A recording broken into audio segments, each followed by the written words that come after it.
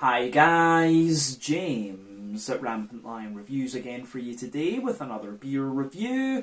For this one, we are going to have a look at another collaboration beer. So this one is half Scottish on the home side, half English on the away side, and out of the two breweries involved in this one, it is actually only the Scottish brewery that is featured on the channel before. Now, when it comes to them, I would say that they're a very well-rounded brewery. They do quite a few different styles, but they mainly focus on the kind of more sessionable ABV level, but in recent times they have been diversifying a little bit and doing some really big and bold things which have gone down very well. So we need to see about reviewing more of those on the channel going forward, but I'm always very curious to try the new beers that these guys are putting out there. When it comes to the English brewery, this is one that is completely new to me and to the channel, but they are a very new addition to the English beer scene. They've got a very good reputation for themselves, and they are still at a very small scale actually, but from what I've heard, they do some really very good Imperial Stout, so it's going to be interesting to see how this brewery develops over the next little while, and definitely cool to feature them on the channel for the first time as well, and you will see more of these guys going forward actually. But the beer we're going to have a look at today is a bit of a special release from the Scottish brewery. It's a style that I very much enjoy, and it has a very Scottish twist to it as well, which I know I'll enjoy as well, and it's a little bit of a beast, I have to say. But needless to say, I'm very, very curious to see what this beer is going to have in store for us. Hopefully it's another good beer. Hopefully it makes for an interesting review, and as always I hope that you guys watching the channel enjoy this one as well. So yeah, for this review then, for the home side of things, we are going to head to Dumbarton, which is a bit to the north of Glasgow, in the southwest of Scotland if we can call it that, and that means that we're going to have a look at another beer from Loch Lomond Brewery. So this particular beer is called Force Dyad. It comes in at a whopping 14% ABV, and it's an Imperial Stout aged in peated Islay whisky casks, and it's brewed in collaboration with Emperor's Brewery, who come from Nottingham in England. But yeah, this one should be a little bit of a beast actually. This is one of the strongest Imperial Stouts I've had on the channel for a good while, but yeah, with it being peated whiskey barrel aged, I think this one should be very, very nice. As you know, if you've watched the channel for any length of time, I'm a huge fan of anything smoky, be it Scotch peated whiskey malt or the German Rauch beers or anything else. Well, has a little bit of that in it.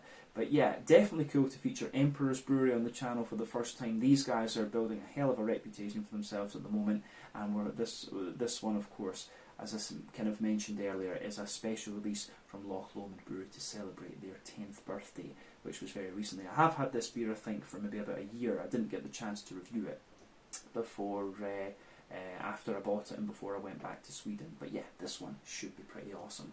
So let's crack on with this one then and see what it's going to have in store for us. So, as always with my reviews, I'll tell you a little bit about the breweries involved here before we taste the beer. If you want to get straight to the tasting though, just fast forward. All the usual links can be found in the video description below. That's the brewery website, the link to my other reviews that I've done from Loch Lomond Brewery before, and my future reviews that I'll do from Emperor's Brewery. Very first time they're featuring on the channel, as I mentioned earlier, but there's all the usual social media down there. If you want to see more reviews, do please consider subscribing to the channel. The support that you give is massively appreciated, and remember, you can go into the channel homepage and search for beer using the geography tagging system. So just go in there, use the little search bar, put your hometown, state, county, whatever you like in there.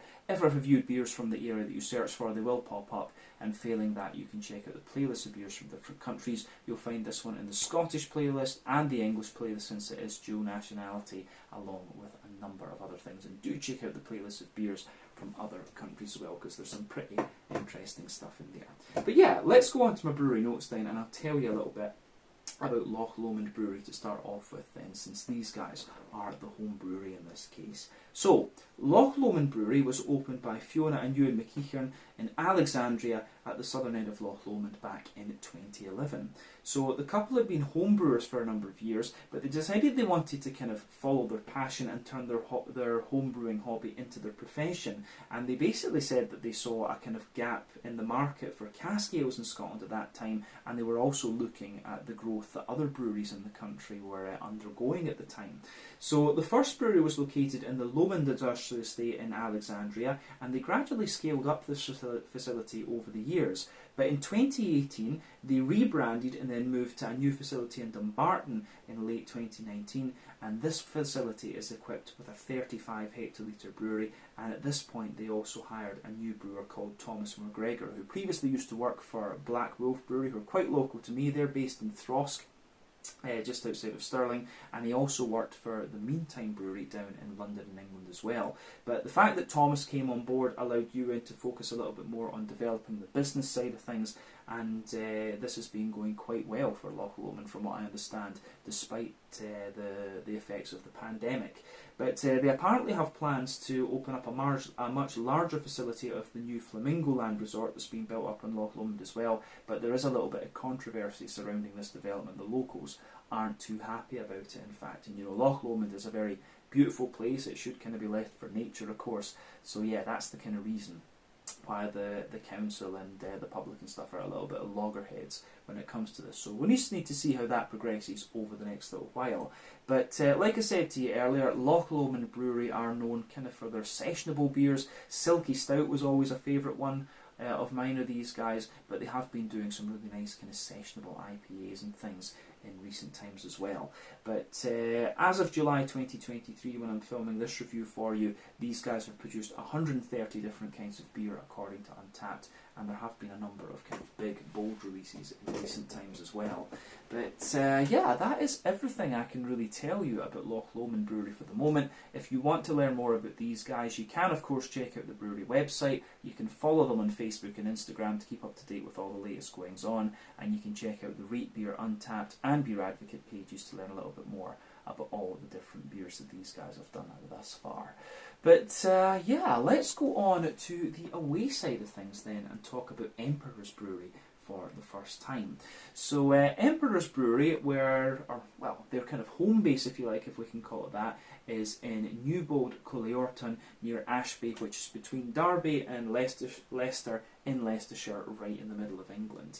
But the brewery was founded back in 2017 by Damien Doherty, who had been homebrewing on and off for about 20 years. But apparently he was inspired to go commercial by his friend Mark Williamson, who founded Linear Brewing using a very small homebrewing kit. And seeing his friend do this just made him think, I could do this myself as well.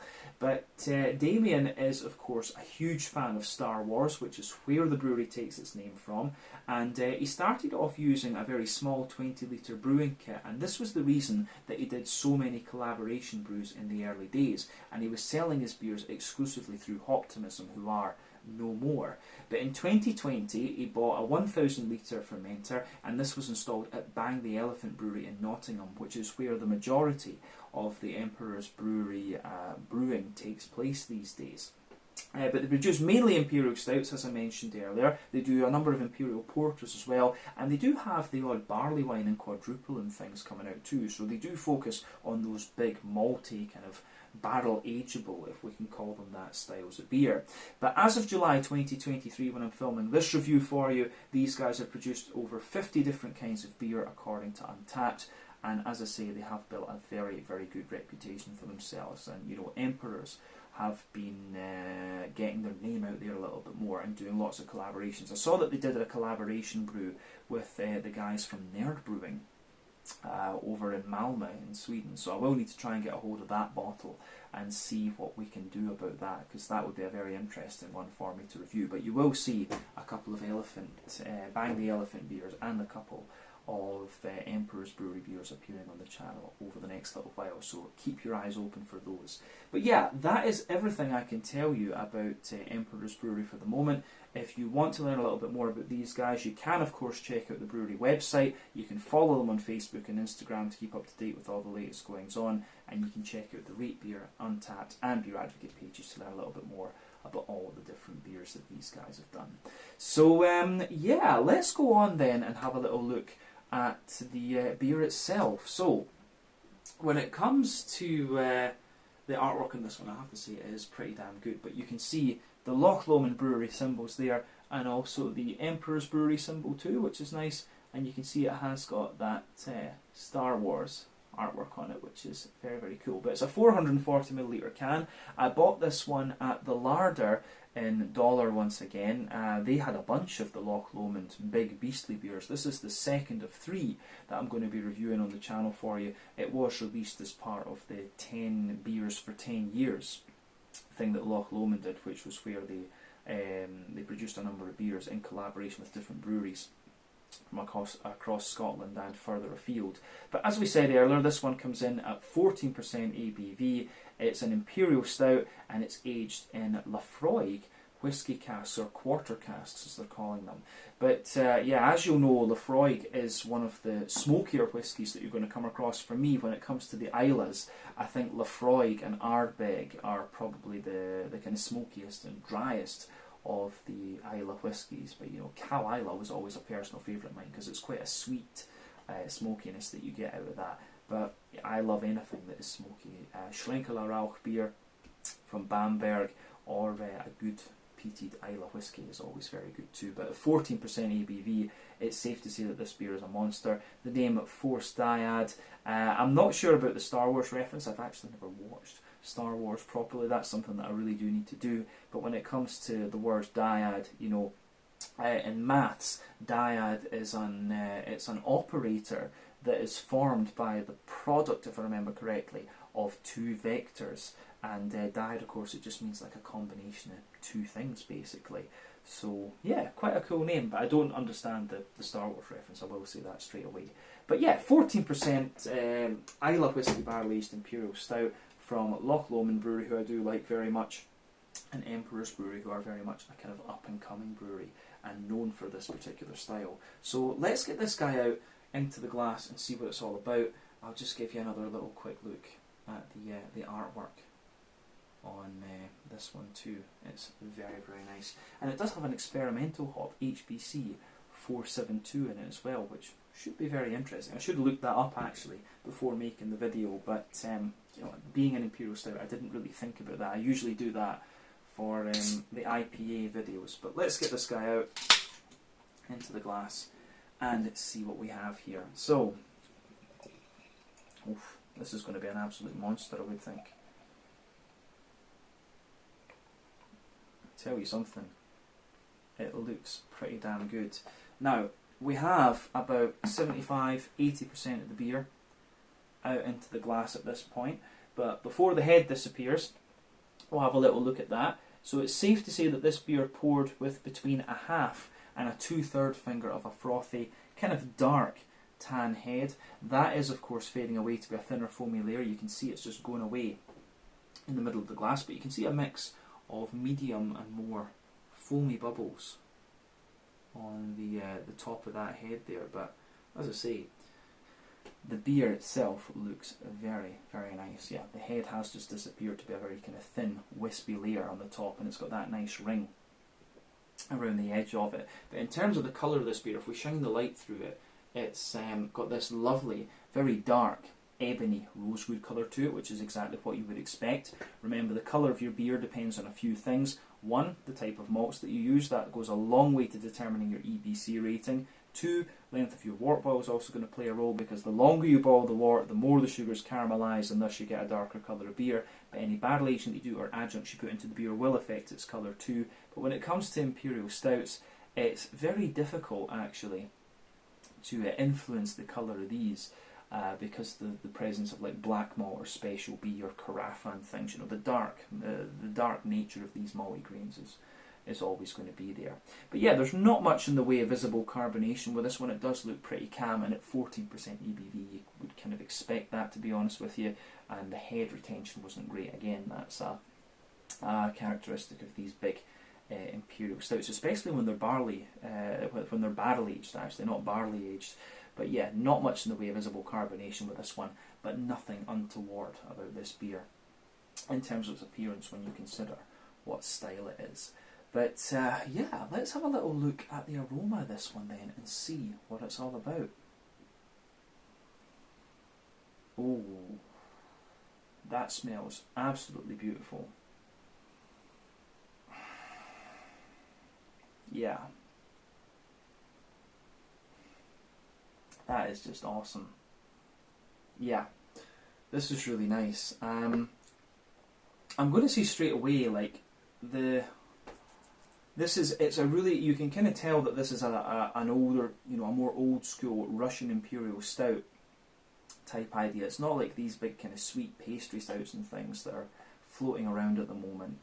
It's definitely like an old school RIS aged in these lovely Islay barrels. The interesting thing for me though is that the kind of barrel notes that you get out of this one do remind me a little bit more of the likes of Cal Islay and the kind of sweeter smokiness rather than the kind of drier smokiness that I've always associated with Laphroaig. So yeah, that's a really interesting point to make about this one as well. But this beer really gives you everything that you would expect of an Islay whisky barrel aged Imperial Stout. You've got the lovely kind of roasty, toasty and smooth characteristics from the stout itself. There's a little bit of fruitiness in there. You've got the dryness of the wood, you've got the smokiness, and a little just touch of hoppy character as well. It's a lovely, lovely smelling beer, this one, I have to say. But let's break the aroma down and just describe it for you a wee bit more in depth before we actually taste the beer. I get the feeling this is maybe going to be a little bit of a longer review, but we'll just go with it. But yeah, the backbone of this beer, absolutely, you get that lovely kind of smooth European oak coming out of this one. It's got a little bit of dryness to it as well. As I've always said, American oak and European oak are different tree species. The American oak is a lot smoother and has a little bit of vanilla to it, whereas the European oak is a little bit drier and can almost have a very slight spice to it as well. And Scotch whisky is always like that. It's got a little bit more dryness and spiciness and things to it compared to American bourbons, which are very sweet. But yeah, the backbone of this beer is obviously that very smooth European oaky character, and then on top of that you're getting the kind of Islay whisky characteristics, the Laphroaig. And like I say, when it comes to the Laphroaig, I'm just surprised at how sweet the smokiness in this one smells, because the spirit, actually, you get the peatiness out of it, and that typical grassy, earthy sort of thing that you get from Scottish peat, but it has quite a little bit of brown sugar to it as well, and it almost has a very slight meatiness, kind of akin to German Rauch malt in a sense. So yeah, the barrel layer in this one is quite interesting. It didn't say how long they actually aged this one in the barrels for. It just said that it was Islay whisky barrel aged. I'd guess it would be at least a year. But yeah, the spirit level and the spirit in this one is really, really interesting. Yeah, I like this. I do like how this how the aroma in this one goes together. On top of the spirit layer, then you do have a nice roasty, toasty, well-fired bread crusty character coming out of the beer. So yeah, as I say, lovely roasty, toasty, well-fired bread crusty notes in there. You do get a little bit of a there is a little bit of like a sweet rye bready character coming out of it too. Some nice nutty characteristics as well.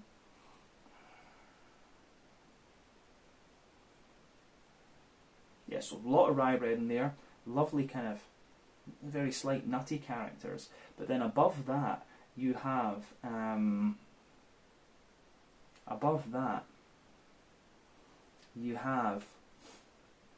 some, you do have a little bit of a kind of,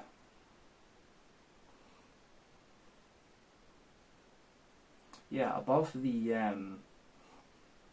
kind of, you've got this kind of chocolate brownie type layer. It's like a chocolate muffin, chocolate brownie sort of thing going on. You get a little bit of a drier, more roasty chocolate coming out of this one, but it does have a nice kind of big 80-90% cocoa sort of vibe to it. But above that, I'm getting a little bit of a leathery brown sugar, and then some treacle and molasses notes in there. I'd be very curious to know whether they've done like a double mash with this one, or whether they've given it a longer wort boil or whatever. I'd be very curious to see what the brew sheet in this beer is, because it does give the indication that it's had a longer wort boil and that it's got a little bit of that kind of more sticky sort of note to it that you would expect of a double mash Imperial Stout. So we'll maybe be able to tell a little bit more from the flavour when we taste it. But in terms of the malty side of things as well, the only other thing I would say is that it has a little bit of an almost kind of tobacco-like aroma to it, which is quite interesting. So yeah, some really interesting stuff going on in the aroma of this particular beer. But in terms of the hoppy side of things, now remember, an Imperial Stout is not the most hop forward style of beer in the first place, and this one's obviously been barrel aged as well, and it's been sat in the can for a wee bit. I think this beer might be about 1.5 years old, if I'm not mistaken. But yeah, you still get the remnants of a little bit of hoppiness in there. There's a little touch of earthiness and herbal character, a little bit of floral note, and also a wee touch of kind of grassiness in there as well. That's really very, very nice. But yeah, on the fruity side of things, you've got a little bit, you can smell there's a little touch of plum underneath. There's a bit of fig, there's a bit of blackcurrant and berry and things too. It's quite difficult to pick out the fruity side of the beer though, just because of how powerful the smokiness and the barrel and the malty side of the beer is. But it really is very much like a kind of, it really is like a Russian Imperial Stout, this one, but the smokiness is a little bit more along the lines of what I would associate with Carlisle or Bowmore, or one of the kind of sweeter Islay whiskies, rather than the dryness that I've always associated with Lefroy. So yeah, that's food for thought for sure. But yeah, as I always say, take a little bit of time to enjoy the aroma of the beer before you get stuck into it, especially with something as kind of big and bold as this. But I think this is it's about time that we have a taste of this and see what it's all about. So yeah, this is the Force Dyad, an Imperial Stout coming in at 14% ABV, brewed at Loch Lomond Brewery in Dumbarton in collaboration with Emperor's Brewery, who are based in Nottingham in England, aged in Lefroy barrels from Islay. This should be awesome. This is going to be good. Slàinte, skål, cheers.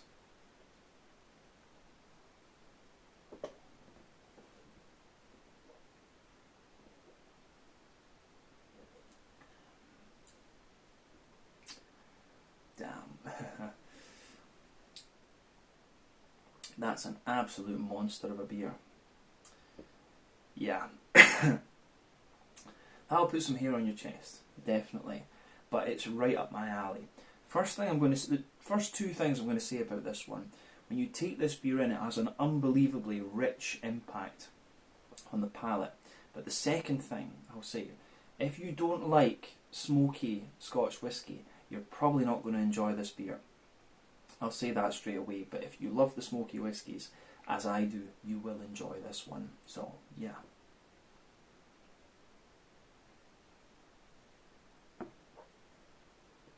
But that is a beautiful, beautiful beer.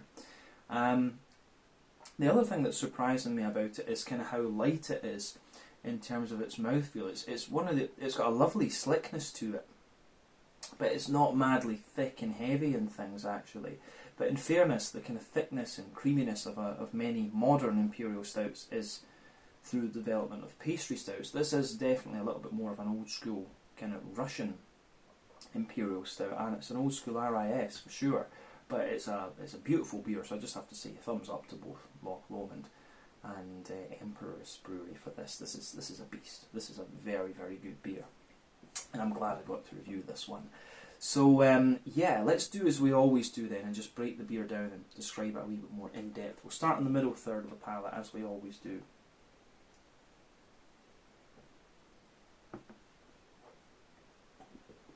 So, that middle third of the palate then. The backbone of the beer, you have that lovely kind of smooth woody backbone, as you would expect. The other thing I would say is the Lefroy spirit actually comes across as a lot more kind of dry and smoky, as I would have expected from a Lefroy whiskey in comparison to what it is in the aroma. It's a lot sweeter in the aroma. But yeah, the middle third of your palate, you've got that lovely kind of dry, oaky, woody backbone there. On top of that, you've got the spirit, and it's almost like a kind of charred, smoky character that you get out of the spirit layer. But yeah, the smooth European oak is there. You've got the spirity layer, which has this, it really has that kind of dry smokiness that you would expect of a Lefroy whiskey, and then above that, you get that roasty, toasty, well-fired, almost blackened bread crust that you would expect of a Russian Imperial Stout. A little bit of black malt or special bee or something has gone into this, I'm pretty sure. But yeah, it's pretty nice.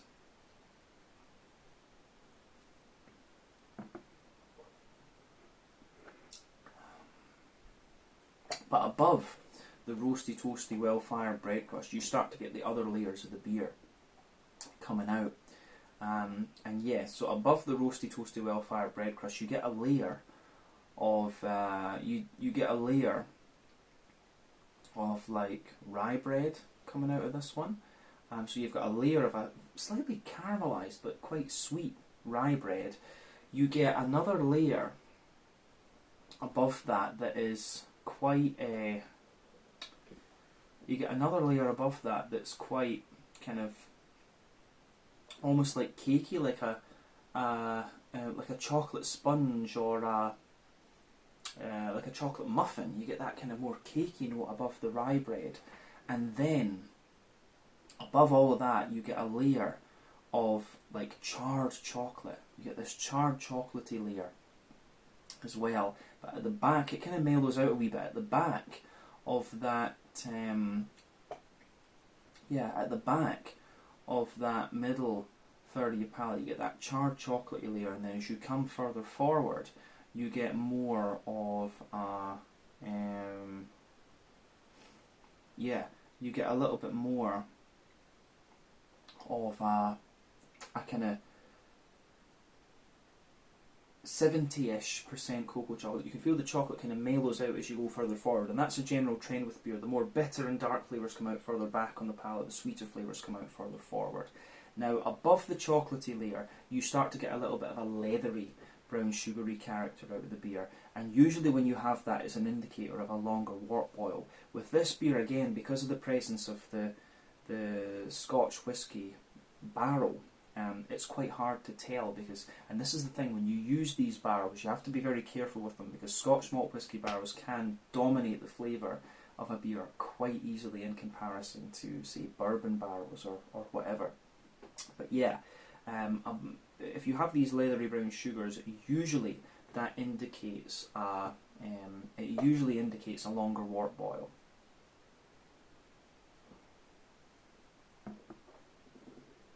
But the thing with this beer as well is that it's very, very rich in its flavour and almost has a little bit of stickiness. And usually when you get this in the mouthfeel, that indicates that they've used like a double mash, or I think you can use triple mash as well if you really wanted to then blend it all up. So yeah, you get a little bit of both in this one. But yeah, the leathery brown sugary layers there. You don't really get a sweet caramel layer to this one, but above the leathery brown sugar you've got a more toasty layer, and then in the dead centre of your palate you've got a little bit of a more, you've got a little bit of a treacle molasses kind of note just concentrating itself in the middle of the dead centre of your palate there. It's really, really very nice in that sense. Yeah. And when the further into the aftertaste you go with this one, you get more and more of that roasty, toasty, dry, almost like ashy character from the Lafroig whiskey just pushing its way out. But I think that covers everything we need to say about the middle third of your palate, and that is most definitely the most complex part of this beer. So let's have a little look at the back third of your palate. And remember, you get similar flavours there, they just come out in different intensities. But the border region between middle and back third of your palate, you get a nice little bit of bready build up in there. It's kind of the rye bread in the base and a little bit of the kind of chocolate spongy character further up. But then yeah, the base of the back third of your palate is again the dry wood, and it's even drier back there. Above that you get you get the, how do you say, you get the dry woody sort of thing in there. Above that you get the spirit, which feels a little bit drier again. Then you get that roasty, toasty, well-fired bread crust, which feels even drier and more harsh in that back third of the palate.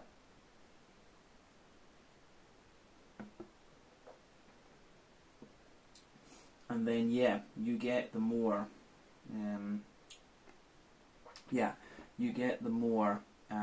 bready characters above that. So you get the rye bready layer, which still feels quite sweet actually in a sense, but it feels lighter and more airy. Then you get the kind of chocolate spongy, chocolate muffiny type layer above that. And the back third of your palate in this beer, the chocolate spongy and the kind of rye bready layers actually do feel very sweet in this one. But then above that, you get some of the kind of charred, above all of that, you get the kind of charred chocolate layer sitting on the top of that back third of the palate. Then there's some of the yeasty character in there, which is really nice. The yeasty notes in this beer for me are like a kind of sweeter, wholemeal brown bready character. So there's a bit of cracker in there, there's a bit of wood, and it all feels like it's wrapped in honeycomb. I always get honeycomb on the back third of the palate for some reason, but that sits above everything else on that back third of the palate. But yeah, definitely the back third of your palate, you can feel the flavour is taller. Then as you move further forward into the middle third of your palate, it just kind of condenses down and squashes together that little bit more. And yeah, the way that everything goes together in that malty and yeasty side of the beer is really, really very nice. Now, let's go on to the hoppy side of things. And as I said earlier, a lot of the hoppy character will have dropped out of this one. One, because it's barrel aged. Two, because you know, Imperial Stouts are not the most hop forward style of beer in any case. And then three, I've had this beer for a good little while.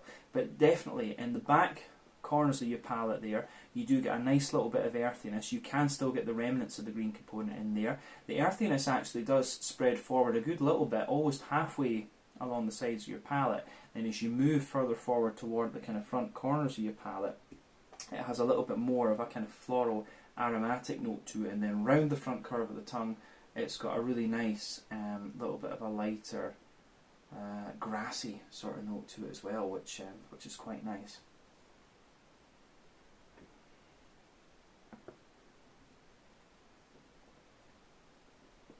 So,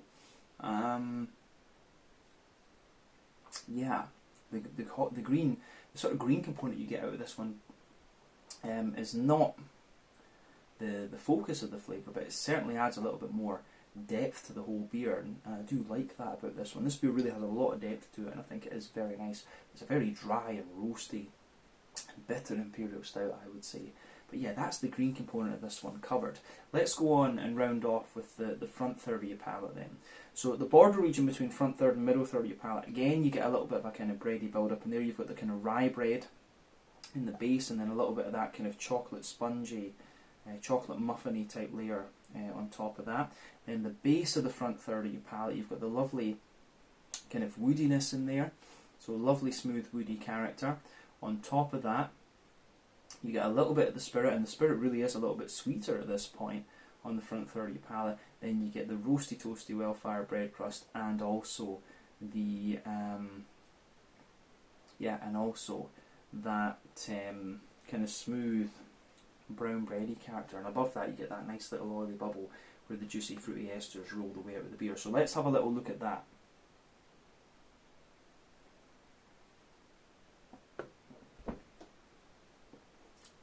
So yeah, for me, the fruity side of this beer is quite interesting because it's really quite bright in a sense. So when you take the beer in,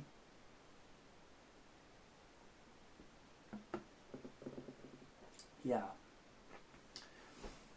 it's not raisiny. It has a little bit of plummy character to it. So at the back of that front third of your palate, you've got a little bit of plumminess in there. As you move further forward into the middle of that front third of your palate, you've got a little bit more of a, yeah, you've got a little bit more of a kind of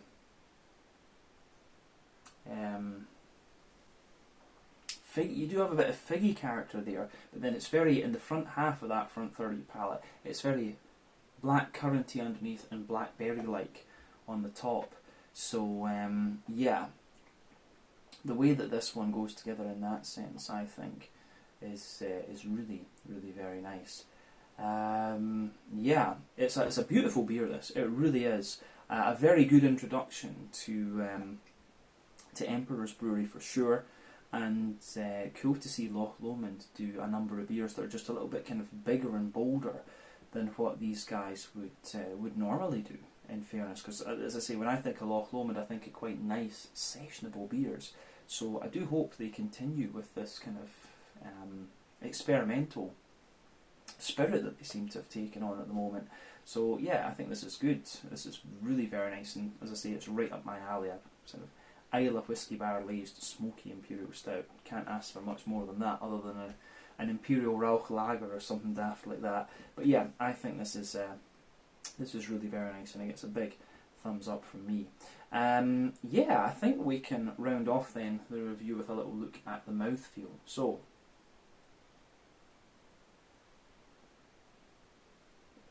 like I said, this beer, it's not the thickest of mouthfeels that you're going to get. For me, it's full-bodied, but it's kind of at the bottom end of full-bodied. You have to remember that when you barrel-age beers, you are going to sacrifice a little bit of the mouthfeel for all these kind of lovely infused flavours that you get. That's just part and parcel of barrel aging. So yeah, this beer for me is at the bottom end of full-bodied. The carbonation is very smooth. The beer does have a little bit of slickness to the liquid, but overall it's quite a roasty, toasty and dry imperial stout. When it comes to the bitterness and the IBU count, I would not be surprised if this is, you know, a high IBU like 80 or 90. That would not surprise me at all. It's a little bit difficult to distinguish between the dryness and the kind of hoppy bitterness and stuff like that in this one, but it's definitely got roasty toastiness from the black malt and dryness from the wood barrel and all of this kind of stuff. So all of that's contributing to the bitter aspect of the beer. The malt base, like we said, has roastiness to it. It's got the dryness of the wood underneath. You've got smoothness and a slight sweetness in the middle, and the sweetness that you get out of this beer is actually, you know, quite dry, to be honest with you. The fruity side of the beer, though, is really nice. Lovely kind of red berry, it's quite red fruity or berry fruity in that sense. A lot of fig, a lot of plum, and things like that, and it just becomes really nice and juicy. I like the fruity side of this beer, I really do. I just wish I've had beers with HBC 472 in it before. It probably has a name at this point. Actually, I'm just going to Google that very quickly and see what HBC 472 is, because I'm pretty sure that hop now has a name, and this beer is a few years old. No, it doesn't yet, apparently. It does not have a name. It doesn't have a name yet. I must be thinking of something else. But yeah, beautiful beer, this one, from both Loch Lomond Brewery and Emperor's Brewery, and I look forward to trying more from the experimental side of Loch Lomond Brewery and more beers involving Emperor's Brewery. But this is absolutely worth trying, especially if you love a good peated smoked whisky. The fruitiness in this as well is really nice. But yeah, I think that's everything that we need to say about this beer, to be honest with you. This one was the Force Dyad, a 14% Isle of Whiskey Barrel Aged Imperial Stout brewed at Loch Lomond Brewery in Dumbarton, here in Scotland, in collaboration with Emperor's Brewery, who are based in the Nottingham area in the middle of England. So yeah, once again, thank you for watching my beer reviews. Until the next time, please like, subscribe, share, all the usual YouTube stuff. Let me know your own thoughts on this beer in the comment section below. Let me know what your favourite beers are from Loch Lomond Brewery and from Emperor's Brewery going forward.